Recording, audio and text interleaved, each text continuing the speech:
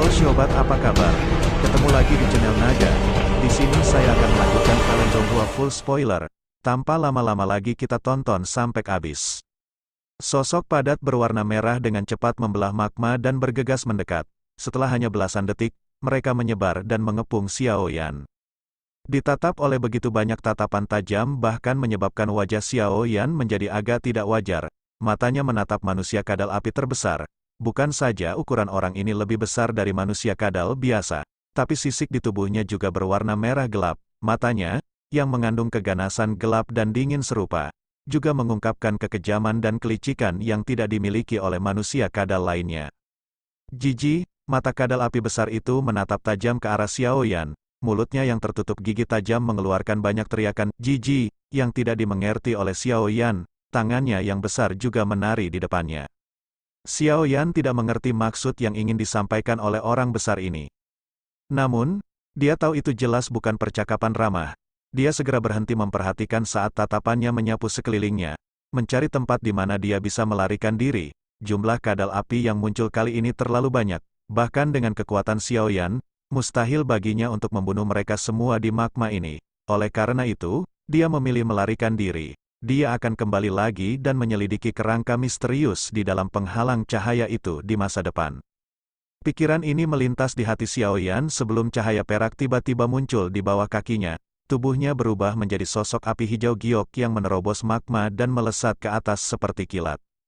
Jijik, tubuh Xiao Yan baru saja mulai bergerak ketika pemimpin orang kadal api mendeteksinya. Ia segera mengeluarkan suara jijik yang tajam. 1000 orang kadal di belakangnya bergegas menuju Xiao Yan dari segala arah. Sosok Xiao Yan sangat lurus saat dia bergegas ke dalam kumpulan sosok yang berantakan. Wajahnya tegang saat dia mengedarkan Dou Qi di tubuhnya secara maksimal.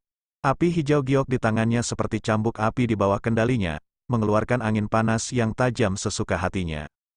Setiap kali angin ini menerpa manusia kadal, kekuatan yang kuat dan ganas akan mengguncang tubuh mereka hingga makhluk itu memuntahkan darah dan mundur. Beberapa dari mereka yang lebih lemah tewas seketika. Mata dan tangan Xiao Yan bereaksi sangat cepat terhadap manusia kadal yang mati. Dengan gerakan meraih, tangannya menembus tubuh mereka dan dengan cepat mengeluarkan manik berwarna merah cerah, yang kemudian dia masukkan ke dalam cincin penyimpanannya. Selama ini, dia terus menyerang ke depan dengan liar. Meskipun ada banyak orang kadal api ini, kekuatan mereka setara dengan manusia di kelas Dowling. Dengan kekuatan ini, mereka secara alami tidak akan mampu bertahan bahkan untuk pertukaran dengan Xiao Yan. Jika mereka tidak bisa meminjam kekuatan magma, pertarungan mereka dengan Xiao Yan akan sedikit berbeda dari pembantaian sepihak. Meskipun mereka berada jauh di dalam magma, serangan seperti kilat telah menyebabkan lebih dari 100 manusia kadal mati dalam beberapa menit, dan manik-manik berwarna merah cerah mereka semuanya tercabut. Sementara Xiao Yan membunuh dengan sangat cepat, sepertinya jumlah orang kadal api ini tidak pernah habis. Mereka tampaknya tidak takut mati.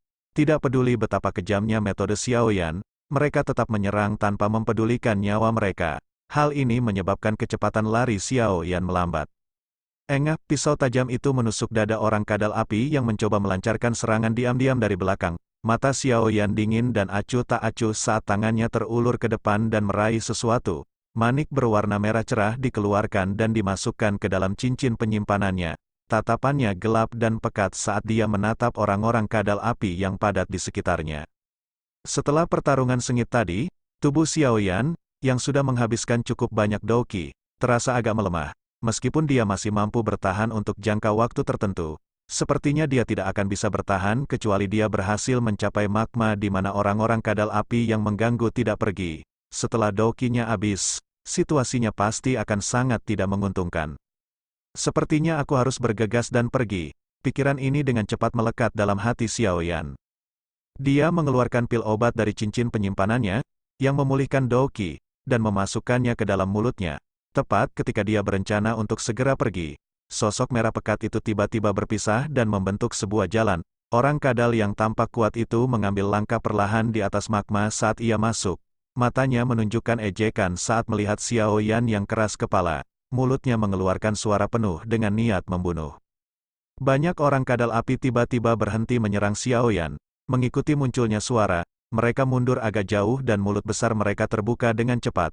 Setelah ini, magma di sekitarnya mulai berfluktuasi secara intens. Ekspresi Xiao Yan tanpa sadar berubah saat melihat adegan ini. Dia secara alami memahami bahwa manusia kadal ini memiliki kemampuan untuk mengendalikan magma, dan bola magma ini memiliki kekuatan yang besar. Beberapa sosok berwarna merah darah melesat seperti kilat tidak lama setelah Xiao Yan memasuki penutup lampu. Akhirnya mereka muncul di wilayah magma ini. Orang-orang kadal api di sekitarnya buru-buru berlutut dan menyapa sosok-sosok ini ketika mereka muncul. Sosok berwarna merah darah itu berhenti, dan tatapan mereka menatap tajam ke arah hilangnya penutup cahaya. Gelombang raungan marah keluar dari mulut mereka. Namun, mereka